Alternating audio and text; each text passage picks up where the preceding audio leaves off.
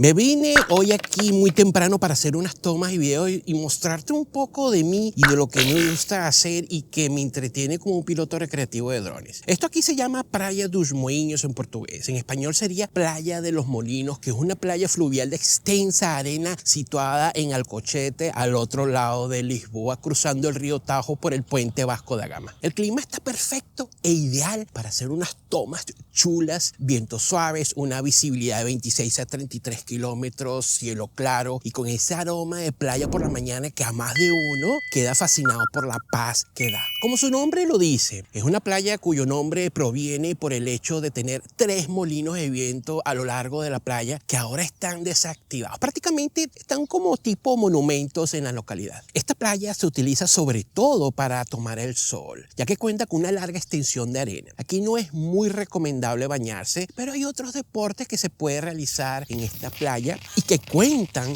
con excelentes condiciones para la práctica de deportes de viento como el kitesurf o el paddle surf. Esta es una de las mejores playas fluviales para practicar y aprender estas disciplinas, por lo menos en este lado de Lisboa. El viento aquí es muy suave y regular. El agua tranquila, poco profunda y algo cálida. Se puede decir comparado a otras playas que generalmente son todas muy frías aquí en Europa. En este lugar es ideal para quienes quieran aprender estos deportes extremos que acabo de mencionarte. De hecho, existen escuelas para aprender estas disciplinas y que a lo largo del año promueven iniciativas que van desde la travesía del río Tajo hasta el paddle surf, carreras, pruebas de aquatlón, aparte obviamente de las clases que dan estas escuelas. Además de estos deportes extremos, también puedes optar por otros más tranquilos como caminar por la arena o por el paseo marítimo, ya que existe un sendero peatonal que bordea la arena de la playa. Aquí también encontrarás una zona con diversos equipos para realizar algunos ejercicios físicos como remo, bicicleta, corridos, plataforma de descanso, barrera fija, reposabrazos y arco de suspensión. También hay duchas para limpiarte de la arena al salir de la playa, ya sea para los pies o para todo el cuerpo. Podrás aparcar tu coche al lado de la playa, ya que hay un aparcamiento gratuito.